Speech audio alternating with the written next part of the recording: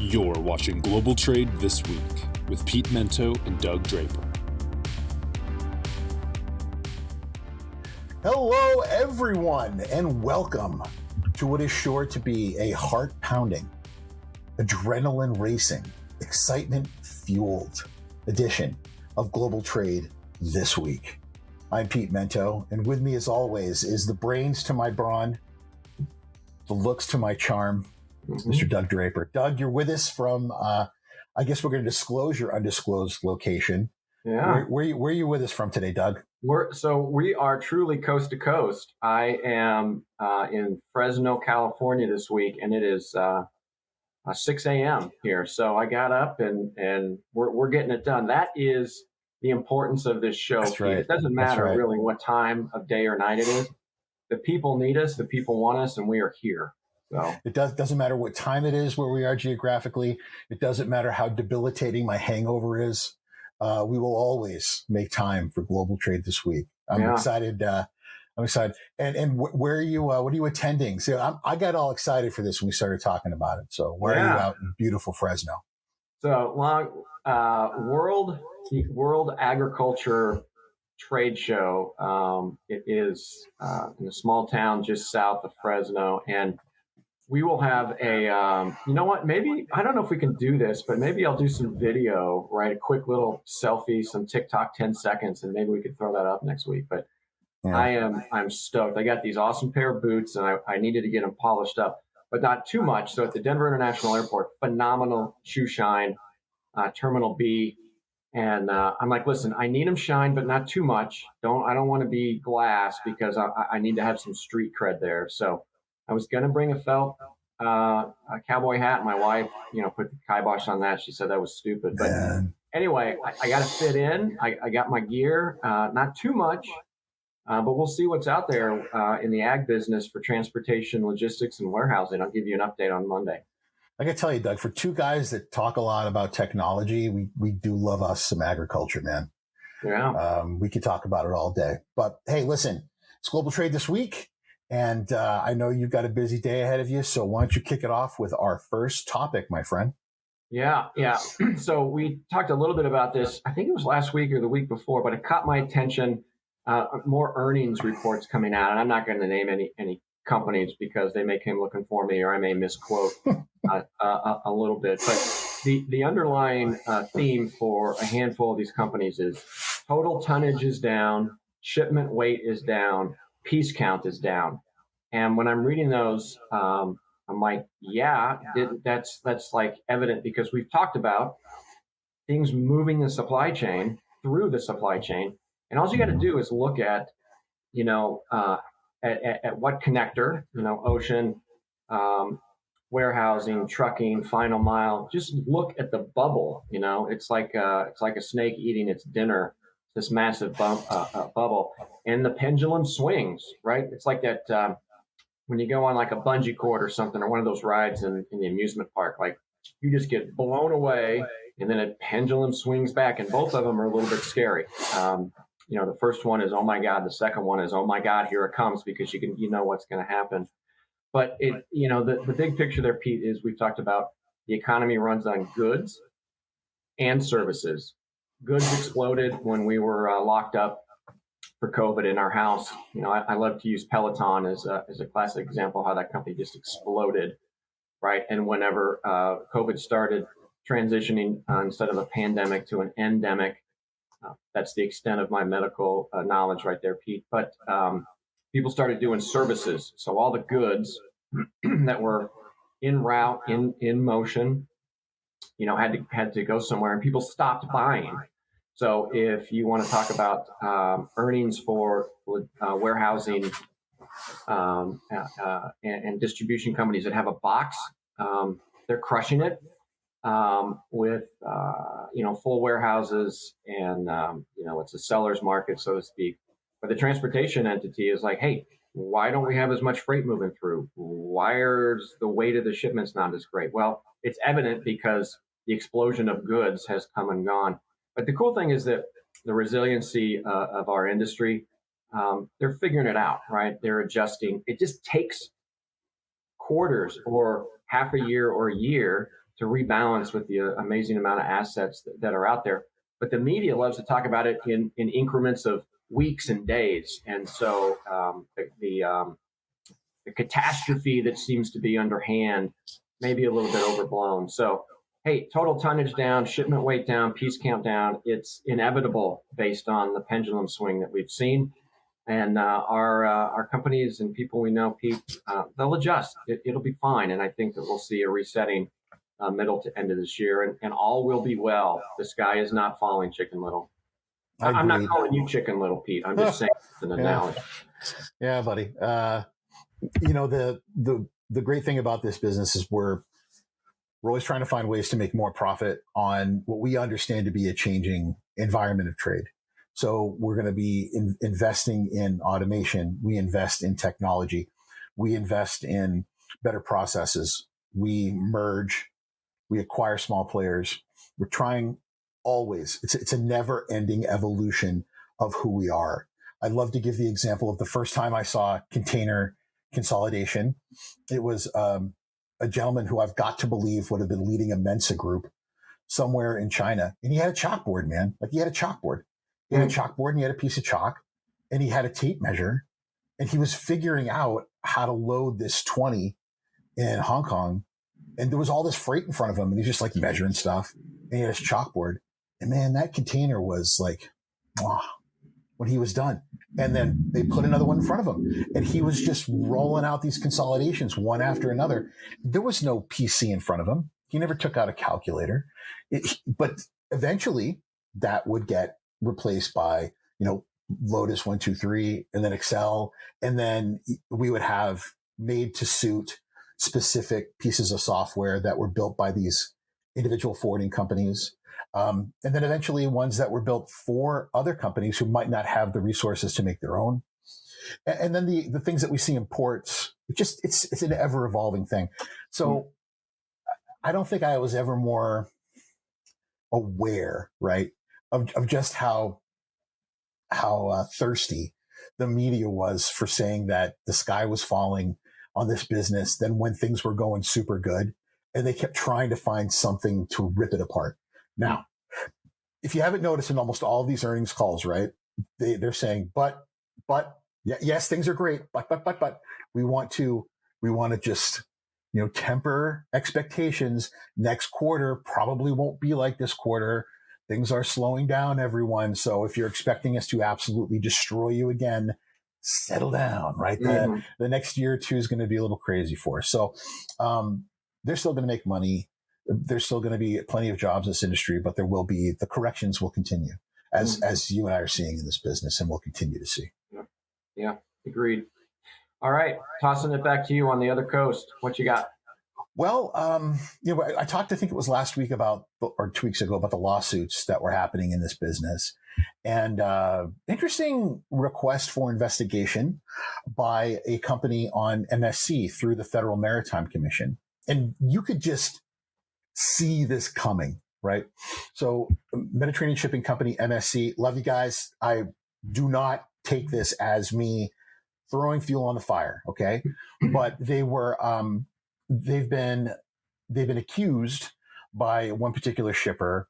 And I guess there must have been enough where the FMC got engaged here of levying a fee for congestion of $1,000 a container during a period of time when most people would look at the world around us and say, what congestion, right? As you just mentioned, so many things that we would look at as a marker of volume appear to be decreasing. That being the case, how could you justify these congestion increases? And you look at that and you're like, yeah, okay. And then the shipping companies would say, well, we have taken many of our ships out of service in order to maintain a level of profitability because we have a financial standard. We don't want to lose money. And also, let's not forget that there are infrastructure instances that are leading us to issues of congestion, not the least of which is a West Coast port that none of you apparently want to use. We've got nothing to do with that. but you've all decided that you want to use the East Coast ports. You want to use Savannah and Charleston and Tampa and New York and New Jersey. The list goes on. And you're raising the cost of containers to those ports. A, thank you. Right. And B, because you're putting so much more volume through it. Yes, there's congestion. Well, those congestion fees just aren't for the East Coast, right? They're all over the place. So I can see the argument from both sides. But here's the question I've got, Doug. I'm looking into the future, right? We don't look at just now. First of all, I see more and more of these accusations being put towards the carriers.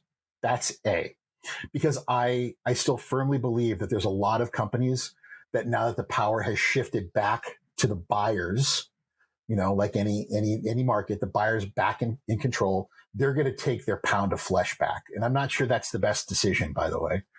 And then B, because the FMC is in a position of strength because of changes that have happened, they're going to have to use that enforcement. They're going to have to create a degree of tension where they need to make the carriers aware that they have the ability to hold them accountable without going overboard. So I think they're going to try to find some position where it doesn't go overboard.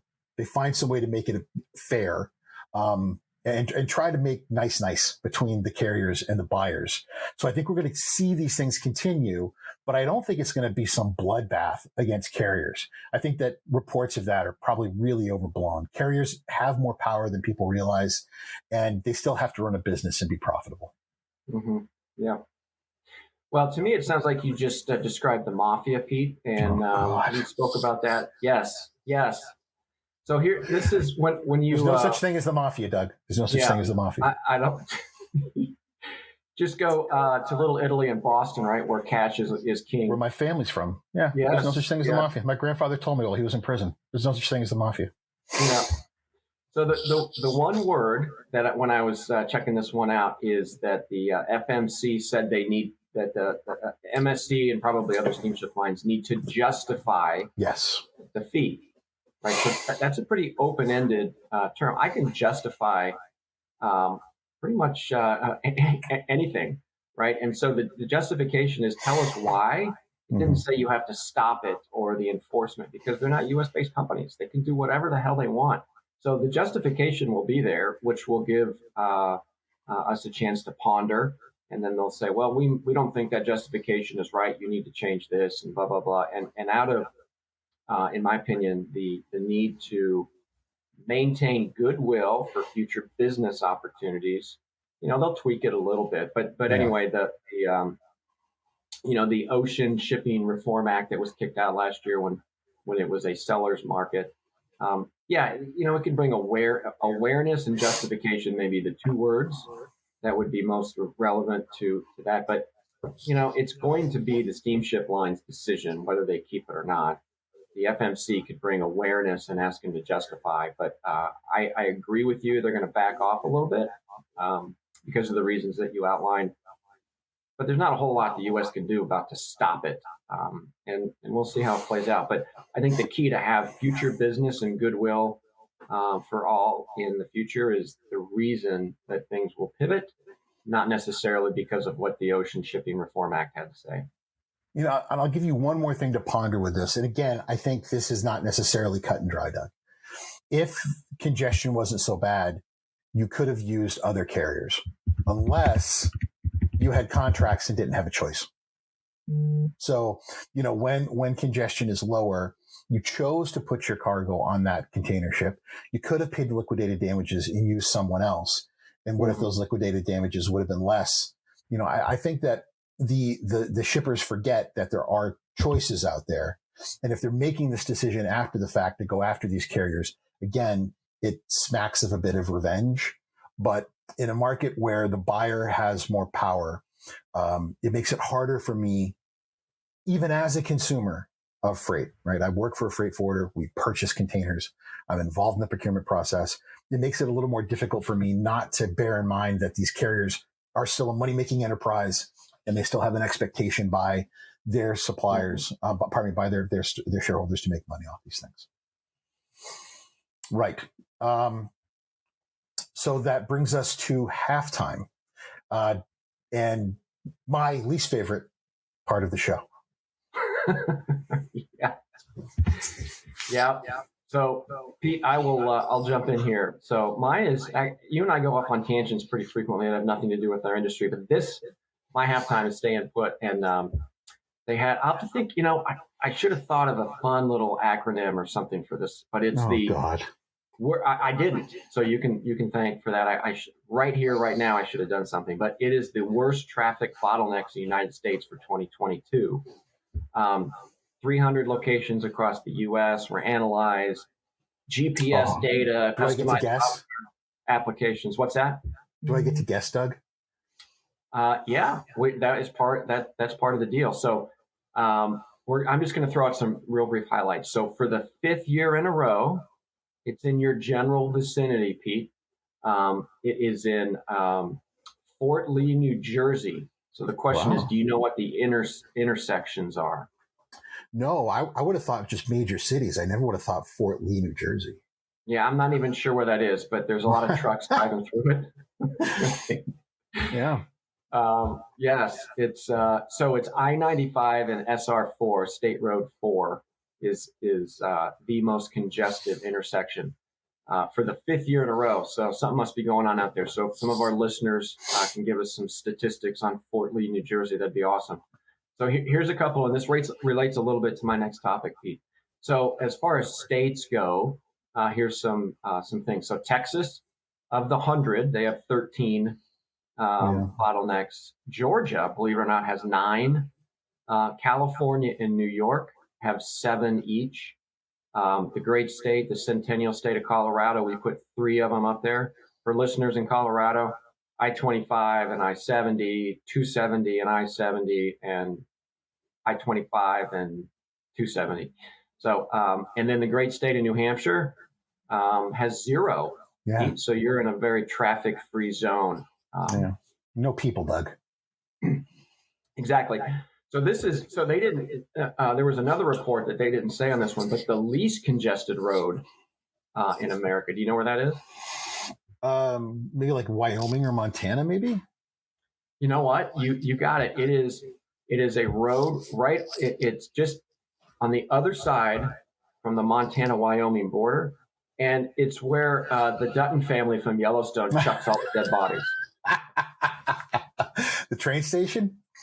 No, I don't know. It's a big cliff, and I'm watching Yellowstone right now. So I don't know. They've chucked about 6 or 7 bodies off this cliff, and they say specifically because there's no sheriff or no accountability. So it was a side note in a special report, Pete, but that was brought out. So it's on the Montana-Wyoming border.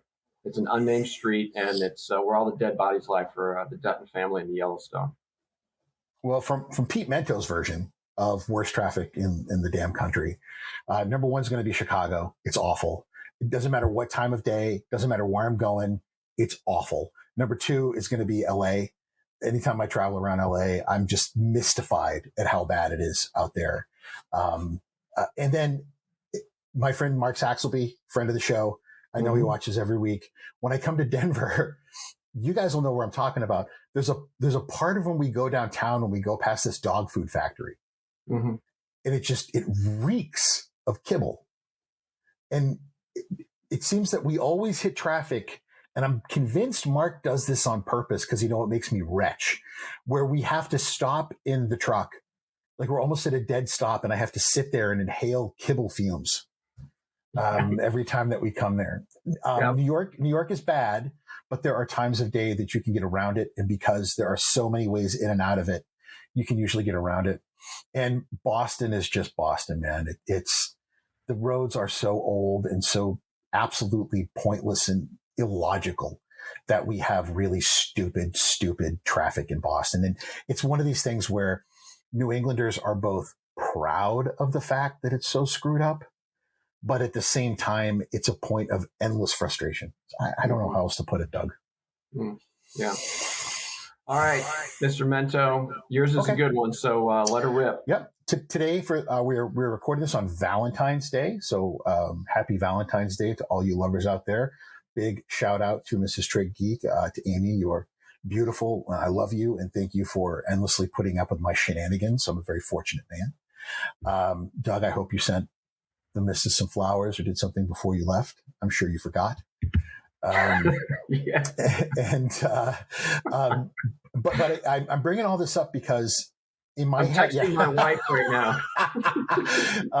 in my head, I've got these 3 tiers of holidays. There's like the big holidays that everybody celebrates, your religious holidays, your Christian, Jewish, and, Muslim holidays. Everybody celebrates because of their own ethnicities, the national holidays like Thanksgiving that we all know about. There's this sort of second tier holidays, which you're going to probably disagree with me here, but your St. Patrick's Days, your Halloweens, right? Valentine's Day, certainly. They're important. We all recognize them. We all celebrate them in our own special way. But to me, by the way, Mardi Gras falls into that. It's very regional. And I'm leaving for Mardi Gras today. So I'm very excited. Next Monday, I believe I'll be able to do the show. We'll see what kind of state I'm in, Doug. Just letting everybody know right now. It's Mardi Gras next Monday, the day before Mardi Gras. We'll see what kind of state I'm in. But the tier 3 holidays are the ones that I get a major kick out of. And I'm not talking about like National Golden Retriever Day or National Grilled Cheese Day. Those are silly. I'm talking about days that are actually on the calendar. So, you have days like Arbor Day, Flag Day.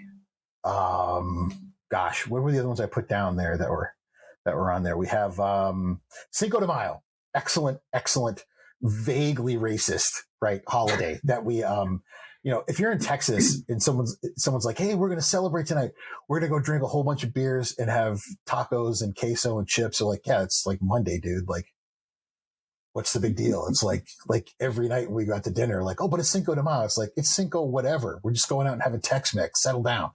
But in New England, that's a big deal. My favorite 3rd tier holiday is because of a dear friend of mine who's Hawaiian, and it's King Kamehameha Day, which is a holiday, and it celebrates the birthday of King Kamehameha, who was the unifier of the islands of Hawaii, and he was their king and their leader, a very venerated leader of that island nation that we, not to get too political, stole from them. And as a Native American, I'm very happy to bring that up every opportunity I get. But it's a beautiful holiday, and it celebrates all things culturally about that wonderful place and the wonderful people. And my friend Sean. The reason I'm telling this story is I had a holiday ugly sweater party when we lived in Virginia outside of DC. And he was the only person who did not wear an ugly sweater to our ugly sweater holiday party. So there was probably 40 people there. And my friend Sean is 6'8" Hawaiian. He's enormous, and he stuck out. Well, he always sticks out, but he particularly stuck out that party. And I said, because you did not take part in my holiday party, you have to throw a holiday party for a relatively obscure holiday. I don't care if it's Boxing Day or Arbor Day or what have you. And he said, well, I'm going to have a King Kamehameha Day party. And he called me a very derisive term for Caucasian. And I said, fine. Okay, whatever. And man, he's thrown one ever since. So ever since then, he throws this amazing party where he roasts a pig. He has hula dancers and fire dancers come. I mean, it's over the top, man. And he has all the Hawaiian foods, and we learn how to hula. And, we probably drink way too much and eat a lot of tropical fruits that must cost him a fortune, but it's wonderful. And he goes out of his way, way out of his way, to get people into the culture of such a beautiful place. And I love it, dude. I absolutely love King Kamehameha Day. So Doug, do you have one? Like, I know in Kansas, they take Shrove Tuesday, the Pancake Tuesday, pretty seriously out in Kansas. So it's a big one. Yeah. Yeah, I guess there's 2 of them that came to thought. Obviously, Festivus, it's relatively new, but it's a good one. It's awesome. Yeah. I think people are actually, it was obviously originated Seinfeld, and it's classic. And I think people actually get the Festivus pole and feats of strength. So that's kind of a joke. But one that my family celebrates, and I didn't really know what it meant, but St. Nicholas Day. And that's like December 6th. There were more presents in my house related to St. Nicholas Day than actually on on Oh, Christmas. And I was like, St. Nicholas Day. Okay. It's really celebrating the death of Santa Claus, um, for lack of a better term. And we never told our kids that that's what it was for. So it's honoring the goodness and of St. Nicholas and the things that he brought to this world. So anyway, death of Santa Claus. That's kind of one of our family favorites. Sounds pretty rough, I but that's it. think we're going to have to start celebrating that on the show, buddy. All right. Well, let's bring it to the next topic, my friend. Yeah, it's kind of related to the congestion thing, but with truck traffic and things of that nature. But the question is, we're now in a tale of two states, right? States, and I'm talking about California and Texas, right? Two largest states in the country for freight, and Pete, they're going in different directions. Tenders in California, or excuse me, tenders in Texas since January 2019 to the end of Q4 2022, 42% higher as far as truck tenders moving in and out of the state of Texas. Meanwhile, while freight demand in California has dropped 17% from that same time period, so pre-pandemic, post-pandemic. And obviously, COVID has a lot to do with that. We spoke about the congestion on the West Coast ports and how, the rise of the second-tier ports, primarily on the East Coast, and Houston has been a beneficiary. So some of that's COVID-related. It'll balance out, but once it's swung to one side and companies have realized they can accommodate their supply chain in other ports, I don't think it's going to swing back as far. So Texas, I think, will continue to grow. And the one thing that I think is part of it, but not a significant, well, maybe not significant. What's the right word? It's part, but I think will continue to grow is the nearshoring of what's going on. That concept has really only gained some momentum, at least in the media, in the last couple of years with COVID. There is truth to that. Nearshoring is coming back, but the impact is not felt now. It's in the future. But there are companies that have the ability to pivot their supply chain quickly, and they are taking advantage of sourcing more specifically into Mexico. We've talked about that a handful of times. So yes, there's some impact with the nearshoring. It will continue to be more impactful. But the big picture, Pete, is California is losing to Texas. California's loss is Texas's gain. And I don't think that's going to shift back, in my opinion, really at any time. It's the Wild West in Texas, baby. You don't need motorcycle helmets, and you can basically do what you need to do and move trucks through there quickly. So, let's rock and roll. Texas is going to continue to grow. California is going to stumble a little bit. I don't think that trend is going to switch anytime soon. And actually, I don't even know. I threw that out. I would assume that helmets are optional in the state of Texas. Yeah. There is no Texas. There is no helmet law in Texas, Doug. And there are no helmet laws in Texas. I can say that with firsthand knowledge. And I'm a proud Texan, although I have no intention of ever living there again. It's just not for me. It's too damn hot. But one thing I'll add to that, I think that there's going to be something that makes it even bigger, Doug, and that's with the coming elections. There's a chance that it's actually going to get even a bigger contributing factor to what you just talked about, Bud, is if we have a change in leadership in the White House. I think that given what's going on in Russia and Ukraine, you're going to see it go even bigger. And the reason for that is I think you're going to see a continuation of the growth of the oil sands up in Canada. You're going to see a return to fracking and a reinvigoration and a reimagination of oil exploration in the United States. And with that, you're going to see up the middle of the country. So going, Texas, Louisiana, Arkansas, all the way up through the middle of the country, all the way up through most of Canada.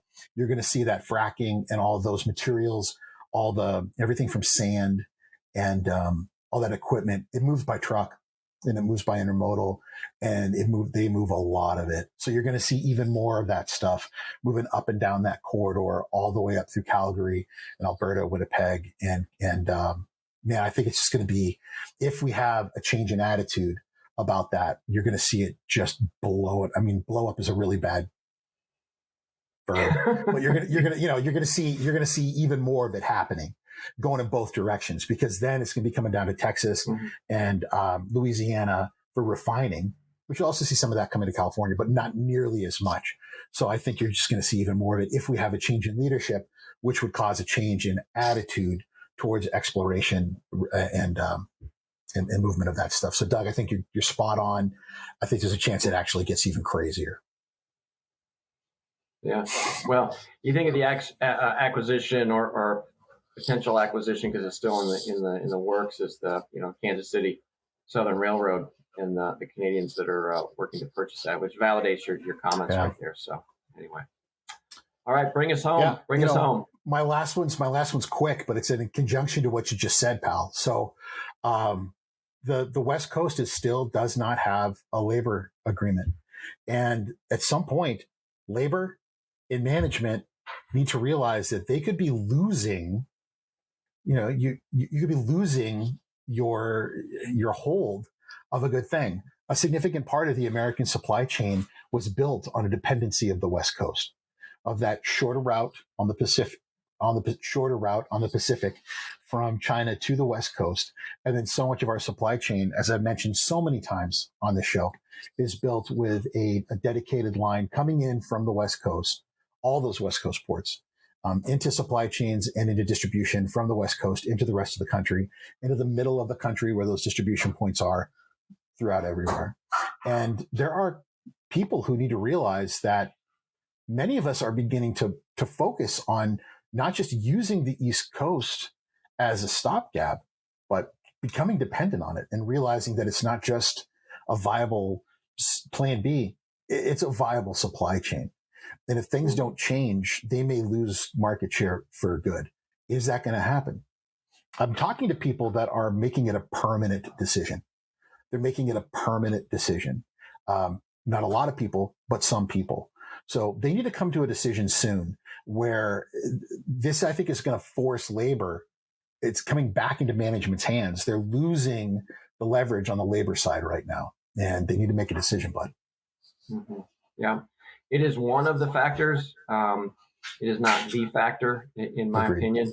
And if you are a C-level individual in a boardroom and you're talking to top down, your VPs and directors and stuff, you're saying, never again are we going to be in the supply chain bottleneck. So come up with, alternative plans. And that's easily justified and validated by using the second tier ports that we've spoken about. So the labor situation is another red flag, and C-suite leaders of companies are going to be like, we need to diversify. I think nearshoring is part of that too. So I think the labor is of note, but I don't think it is the reason that people are starting to flip. It's part of the entire recipe and the ingredients that come into it that will be here to stay, as you said. Agreed. Yeah.